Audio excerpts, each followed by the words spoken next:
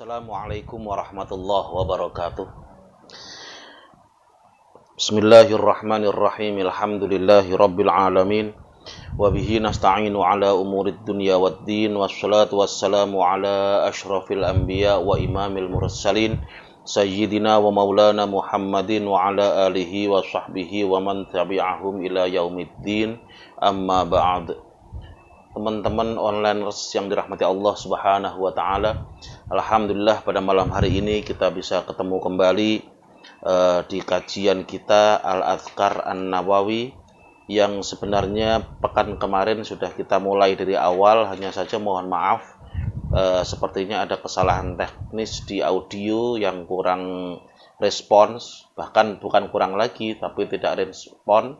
Karena itulah untuk malam hari ini insya Allah akan kita ulang apa yang kita bahas pada pekan kemarin. Teman-teman semua yang dirahmati Allah Subhanahu wa taala, pekan kemarin kita memulai kajian kitab ini. Ini ada di hadapan kita, yaitu Al-Adhkar, yang biasa orang umum sebut dengan Al-Adhkar An-Nawawi. Kenapa disebut dengan Al-Adhkar An-Nawawi? Karena kitab ini ditulis oleh Al-Imam An-Nawawi. Ketika kita menyebutkan nama Imam An-Nawawi untuk orang-orang Indonesia, terkadang, saya bilang terkadang, nggak selalu, terkadang ada yang salah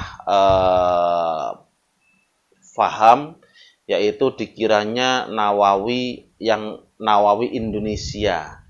Memang dalam hal keilmuan, khususnya ilmu agama, madhab Syafi'i, yang tenar An-Nawawi itu memang ada dua di kita lah ya, di kita, di orang-orang Indonesia, yang tenar An-Nawawi itu ada dua. Yang pertama adalah An-Nawawi yang dipanggil dari segi asal usulnya, yang mana beliau punya nama asli adalah Yahya bin Syaraf, dijuluki dengan Muhyiddin Abi Zakaria, Yahya bin Syaraf An-Nawawi Ad-Damaski atau Ad-Dimiski, orang Damaskus, Syria, daerah Nawa. Ini di Damaskus, Syria, namanya Yahya. Nah, cuman tenarnya, panggilannya An-Nawawi. Ada lagi Nawawi yang kedua, yaitu An-Nawawi Indonesia. Dan ini memang asli nama, yaitu Muhammad Nawawi bin Umar Al-Bantani. Ada yang nulis Al-Jawi, ada yang nulis Al-Indonesi. Memang beliau asli Banten, yang Jazirah Jawa, masih ikut Kepulauan Jawa, dan memang orang Indonesia. Jadi ada dua Nawawi, yang satu Nawawi nama, yang satu Nawawi nama tempat asalnya. Nah, yang Nawawi Indonesia itu hidup sekitar tahun 1800-an Masehi. Berarti kalau hijriahnya berapa itu? 1300-an. Ya, 1300-an. Sedangkan kalau yang An-Nawawi yang Damaskus, yang bukan orang Indonesia, itu hidupnya pada tahun lahir 631 Hijriah, wafat 676 Hijriah. Dengan usia yang sebegitu singkat, 676 dikurangi 631, 45 tahun usia beliau, tetapi karya beliau begitu hebat dan begitu banyaknya. Di antaranya adalah ini, Al-Adhkar An-Nawawi, ini tulisan dari atau karya dari Asy-Syaikh Yahya bin Syaraf An-Nawawi Ad-Dimiski. Ini ada lagi karya beliau yang nggak asing di kita, yaitu hadis Al-Arba'in An-Nawawi yang tipis. Ada lagi yang biasa dibaca oleh guru-guru kita, yaitu Riyadhus Shalihin. Itu karya beliau juga yang asli Damaskus. Ada lagi karya beliau dalam hal fikih yang sangat-sangat fenomenal dan begitu tebalnya, yaitu Majmu' Syarah Muhadzab. Dan masih banyak lagi karya beliau yang di bidang hadis, yaitu Syarah Muslim. Nah, ini juga karya beliau juga. Jadi teman-teman semua yang dirahmati Allah Subhanahu wa taala, jangan salah menisbatkan Nawawi yang ini Yahya bin Syaraf dengan Nawawi Muhammad Nawawi bin Umar Al-Bantani Al-Jawi. Jangan salah menisbatkannya. Kalau yang Nawawi Jawa, An-Nawawi Jawa ini, beliau ini karya tulisnya diantaranya adalah Tafsir Al-Munir, itu karya beliau. Ada lagi kitab-kitab yang biasa dipakai di pesantren, seperti kalau nggak salah nih Hayatus Zain dan yang lain sebagainya, itu juga karya beliau. Semuanya ini, kedua-duanya ini orang-orang hebat, hanya berbeda masa. Nah, berbeda masa. Yang ini masanya zaman dulu sekitar 600 tahun 670-an beliau, dan yang satunya lagi tahun 1300-an. Nah, karena kita mau membaca kitab ini, mari kita berterima kasih kepada beliau dengan cara mendoakan beliau. Semoga ilmu beliau makin manfaat, karena masih dikaji oleh umat Islam hingga saat ini. Begitu banyak karya-karya beliau yang fenomenal, yang manfaat untuk umat, untuk masyarakat, untuk kita semuanya. Kita doakan semoga dengan kita mengkaji kitab ini dimudahkan oleh Allah Subhanahu wa taala, dilancarkan oleh Allah Subhanahu wa taala, menjadikan ilmu ini manfaat bagi kita dan pahalanya mengalir kepada beliau. Dan tak lupa pula kita doakan semoga beliau di alam barzah sana semakin dimuliakan oleh Allah Subhanahu wa taala. Dan tak lupa guru-guru kita yang telah mengajarkan ilmu kepada kita hingga saat ini. Bahkan saya bisa membuka kitab ini di hadapan teman-teman semuanya, ini juga nggak lupa dari jasa guru-guru. Mari kita doakan semuanya, semoga guru-guru kita, guru-gurunya sampai Imam Nawawi ini, sampai Rasulullah Shallallahu Alaihi Wasallam, semoga selalu dimuliakan oleh Allah Subhanahu Wa Taala, dijadikan kubur mereka raudhah min riyadil jannah, taman dari taman-taman surga, dan dilimpahkan kepada mereka rahmat Allah Subhanahu wa taala. Ala hadhihi niyyah wa ala kulli niyyatin shalihah bi jahin nabiyil mustafa sayyidina Muhammadin sallallahu alaihi wa alihi wasallam. Al-Fatihah. A'udzu billahi minasyaitonir rajim. Bismillahirrahmanirrahim. Alhamdulillahi rabbil alamin. Arrahmanir rahim. Maliki yaumiddin. Iyyaka na'budu wa iyyaka nasta'in. Ihdinas siratal mustaqim. Siratal ladzina an'amta 'alaihim ghairil maghdubi 'alaihim waladdallin. Amin. Teman-teman semua yang dirahmati Allah Subhanahu wa taala, dalam membaca kitab ini mungkin saya tidak membaca per kata, akan tetapi saya membacanya per masalah atau per fasal. Jadi nanti kita pembahasannya per fasal. Dimulai dari muqaddimah beliau, kata pengantar beliau, Bismillahirrahmanirrahim. Alhamdulillahil wahidil qahar ila akhirih. Di sini yang menarik, beliau menyuguhkan ayat, yaitu fadhkuruni adzkurkum, Al-Baqarah 152. Dan ada ayat lagi, wa ma khalaqatul jinna wal insa illa liya'budun, Adz-Dzariyat ayat 56. Nah, kata beliau, diketahui dari ayat-ayat ini begitu hebatnya zikir kepada Allah Subhanahu wa taala, ingat kepada Allah Subhanahu wa taala, dan betapa pentingnya. Kenapa? Karena sudah dipatok oleh Allah di dalam Al-Qur'an, fadhkuruni adzkurkum. Ingatlah kalian kepadaku, kata Allah, maka adzkurkum, pasti aku akan mengingat kalian. Kenapa kok tiba-tiba ada pasti? Teman-teman yang dirahmati Allah Subhanahu wa taala, dalam mengartikan Al-Qur'an maupun hadis, saya ulangi lagi, dalam mengartikan Al-Qur'an maupun hadis, ini penting, ini ilmu. Ketika ada janji Allah atau janji Rasul Muhammad Shallallahu Alaihi Wasallam, kita tidak bisa bilang insya Allah. Kenapa? Karena insya Allah itu sesuatu yang memang digantungkan untuk kita manusia biasa, yang mana terkadang bisa iya, bisa enggak karena efek internal maupun efek eksternal. Contoh, saya bilang seandainya pengajian ini atau membaca kitab Al-Adhkar ini insya Allah akan kita baca setiap Jumu'ah malam Sabtu habis maghrib. Seandainya kemarin kan seperti itu kita nulisnya. Ternyata hari kemarin Jumat malam Sabtu itu pas bertepatan dengan malam 10 Muharram. Jadi kita ada acara tersendiri, mau tidak mau ngaji kita jadi mundur sehari. Nah ini kan namanya faktor X, ya kan? Yang menjadikan kita meleset dari apa yang kita rencanakan, apa yang kita janjikan. Kenapa? Karena memang kita manusia biasa.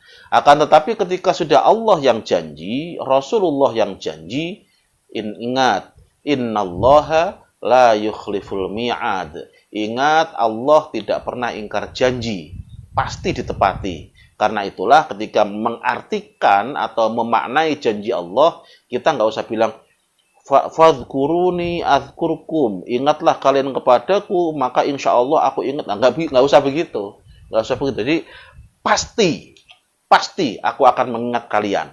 Nah, jadi caranya seperti itu. Contoh lagi, Nabi pernah bersabda bahwa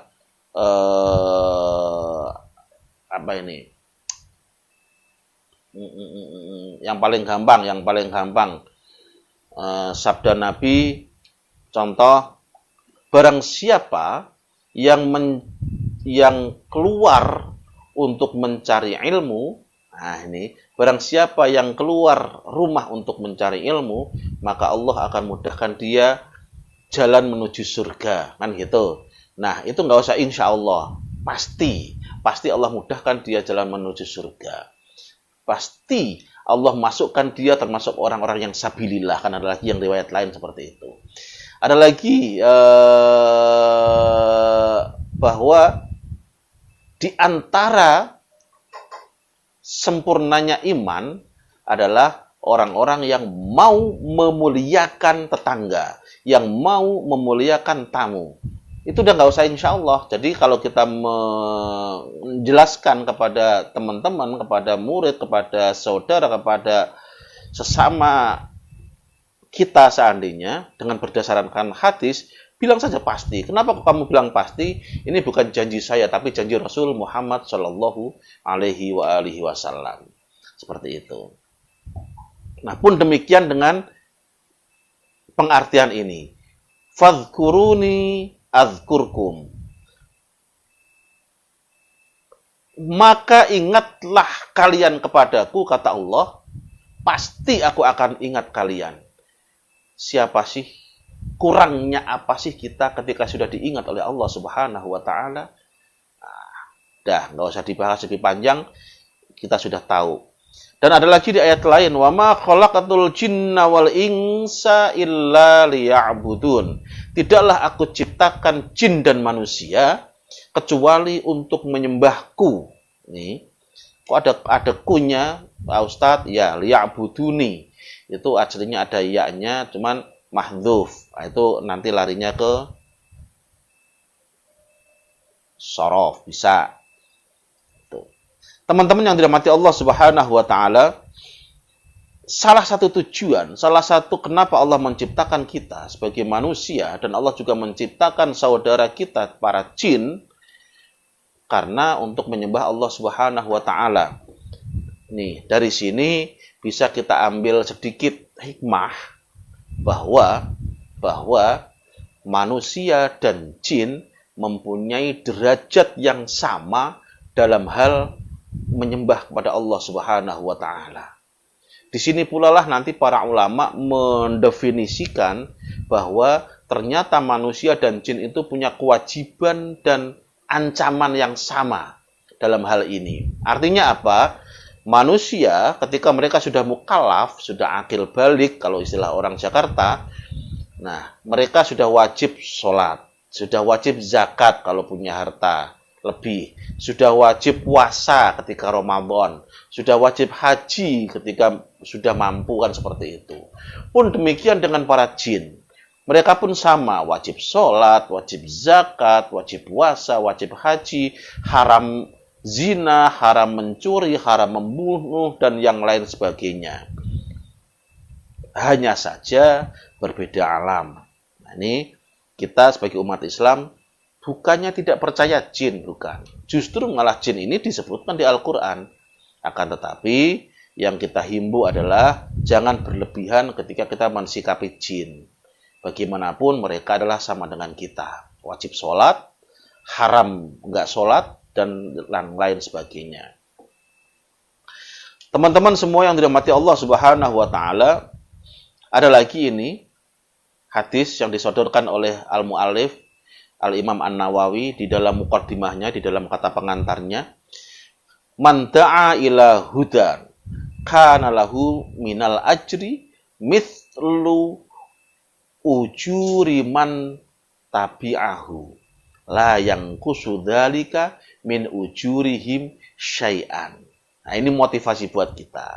Kenapa malam hari ini saya membuka kitab ini, dan insya Allah untuk malam-malam berikutnya setiap pekan sekali.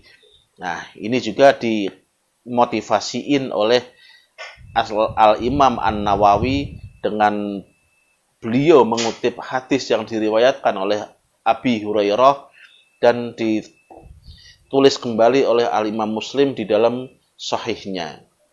Man da'a ila hudan, barang siapa yang mengajak orang lain kepada suatu petunjuk, artinya suatu hal yang baik, begitu.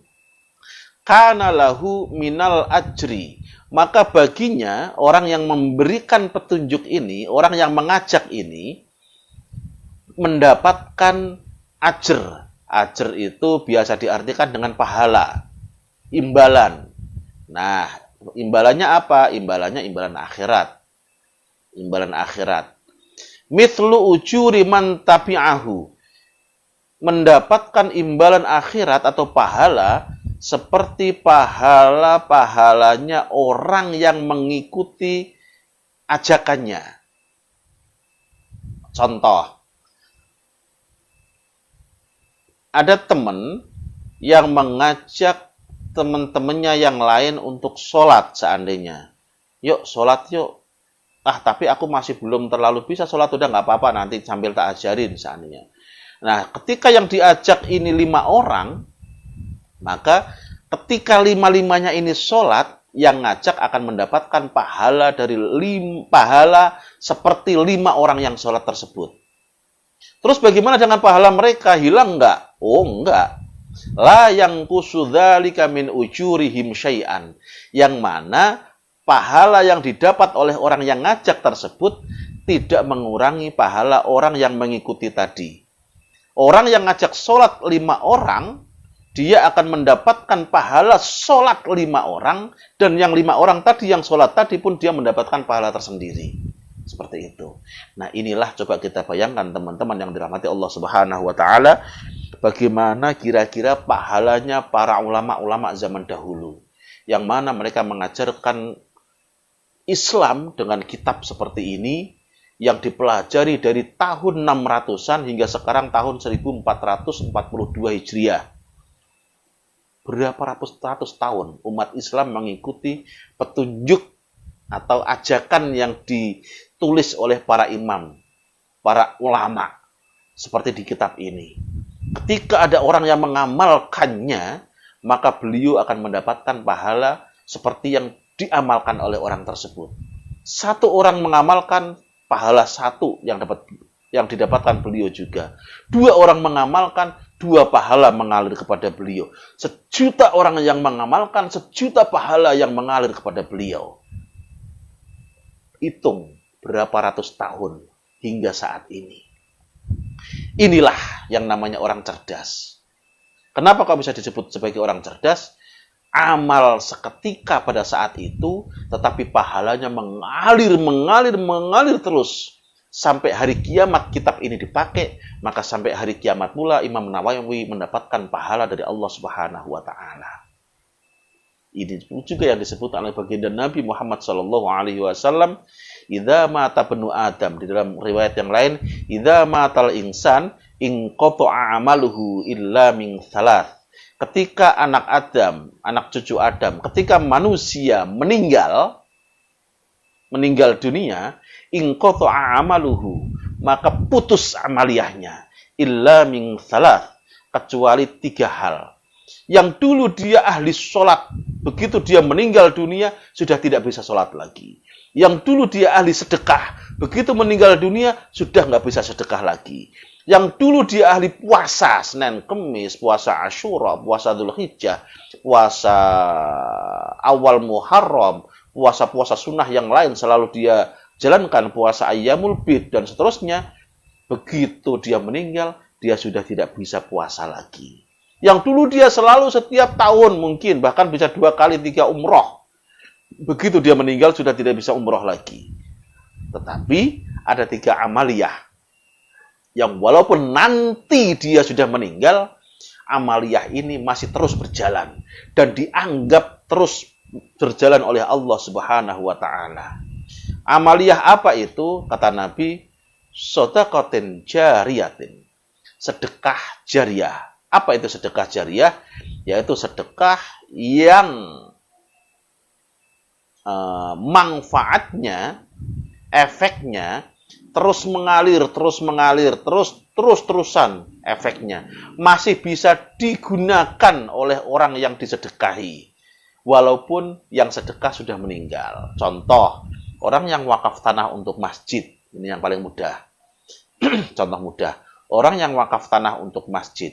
Selama tanah masjid itu dipakai untuk ibadah, maka selama itu pula orang yang sedekah dulu, orang yang wakaf dulu, dia mendapatkan pahala dari Allah Subhanahu wa taala.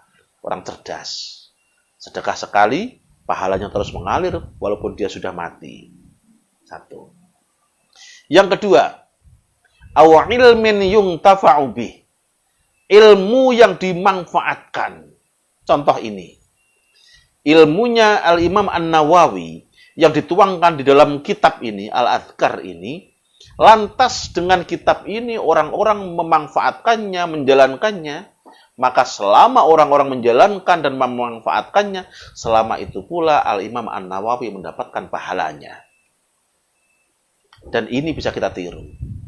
Oh Pak Ustadz, saya bukan penulis buku. Bagaimana caranya ilmu saya bisa manfaat?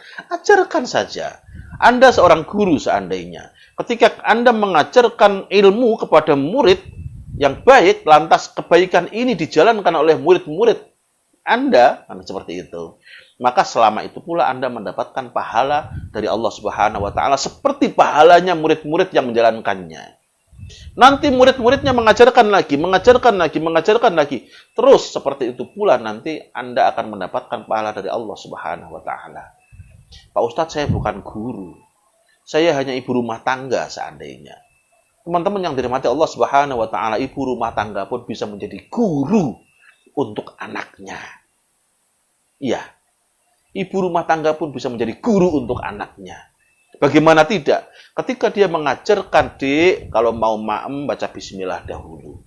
Satu ilmu yang dapat dipraktekkan oleh anaknya. Dek, kalau mau ma'em pakai tangan kanan. Satu ilmu yang akan dipraktekkan oleh anaknya.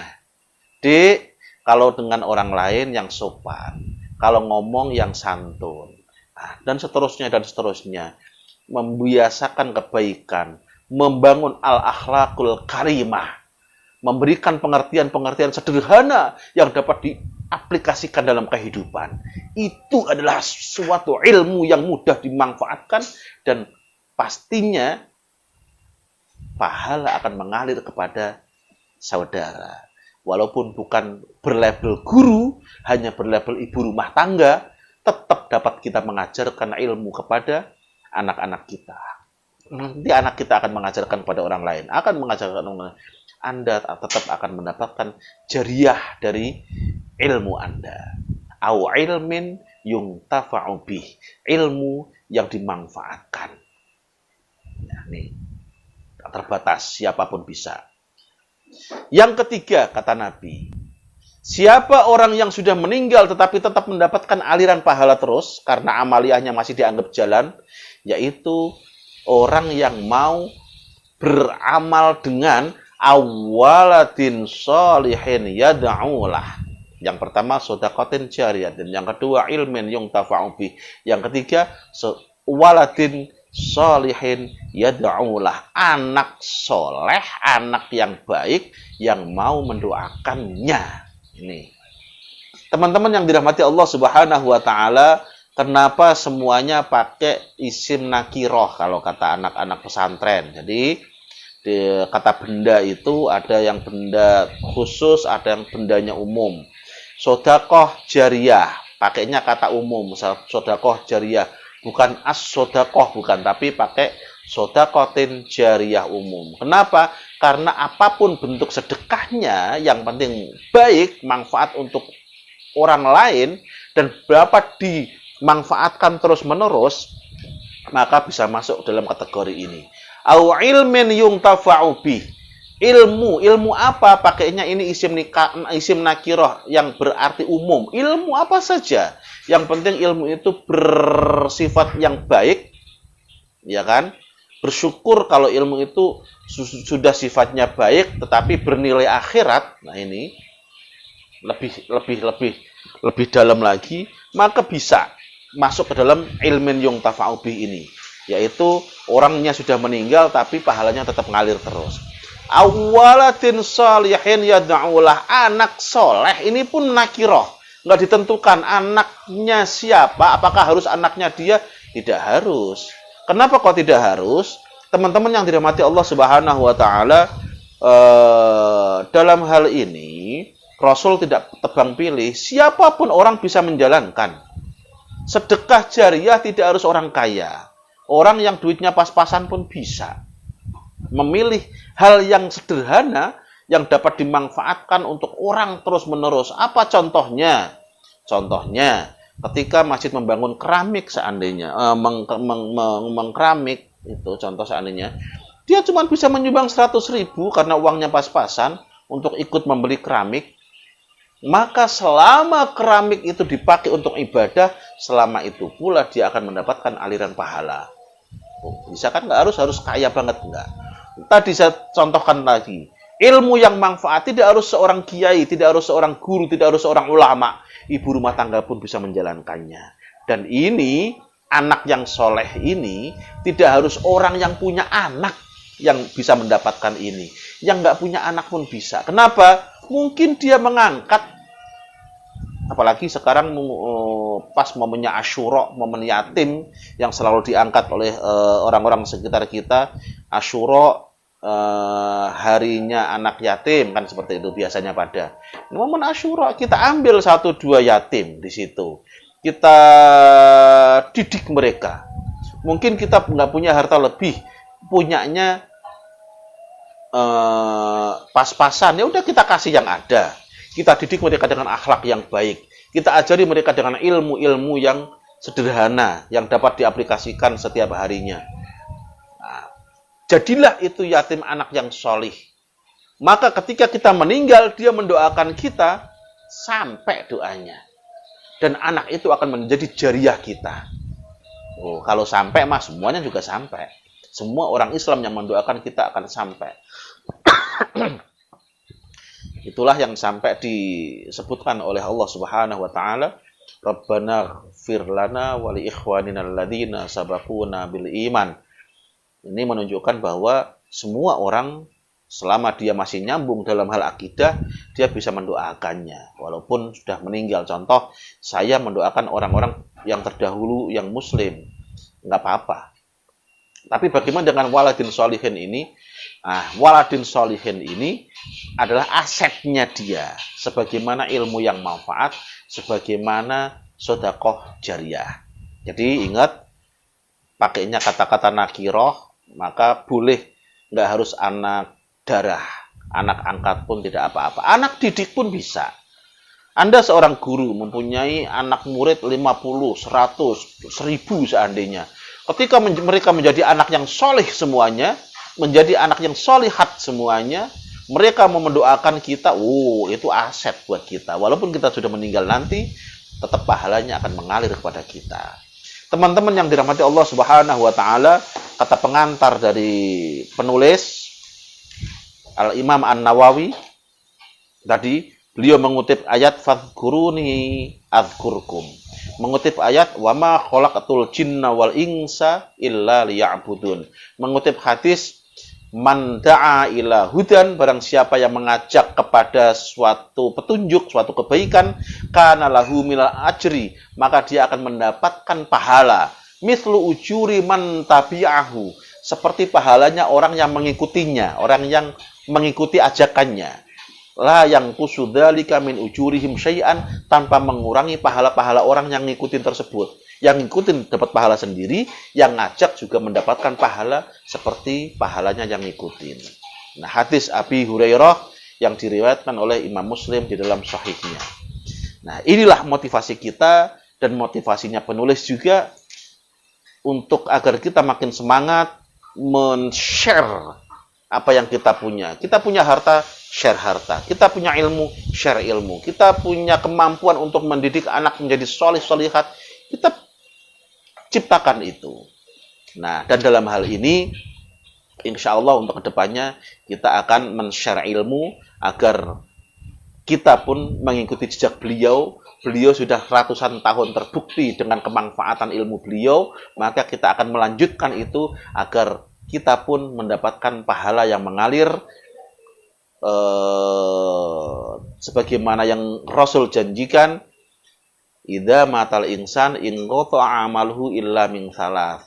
Ketika manusia meninggal, dia sudah tidak bisa beramaliyah lagi kecuali 3 hal. Di antaranya adalah ilmu yang bermanfaat. Teman-teman semua yang dirahmati Allah Subhanahu wa taala, untuk selanjutnya yaitu fasal di awal tentang masalah perintah untuk berikhlas, untuk ikhlas, dan untuk meluruskan niat yang baik di dalam segala aktivitas, baik aktivitas yang kelihatan maupun aktivitas yang tidak kelihatan. Insya Allah akan kita bahas di pertemuan berikutnya. Karena itulah, mari taklim kita ini kita tutup dengan kafaratul majlis. Semoga apa yang saya sampaikan ini menjadi ilmu dan bisa kita manfaatkan, sehingga kita semua dapat keberkahan ilmu dan bisa melakukan atau mendapatkan janji Rasul Muhammad SAW, yaitu pahala yang terus mengalir. Subhanakallahumma wa bihamdika asyhadu an la ilaha illa anta astaghfiruka wa atubu ilaik. Wassalamualaikum warahmatullahi wabarakatuh.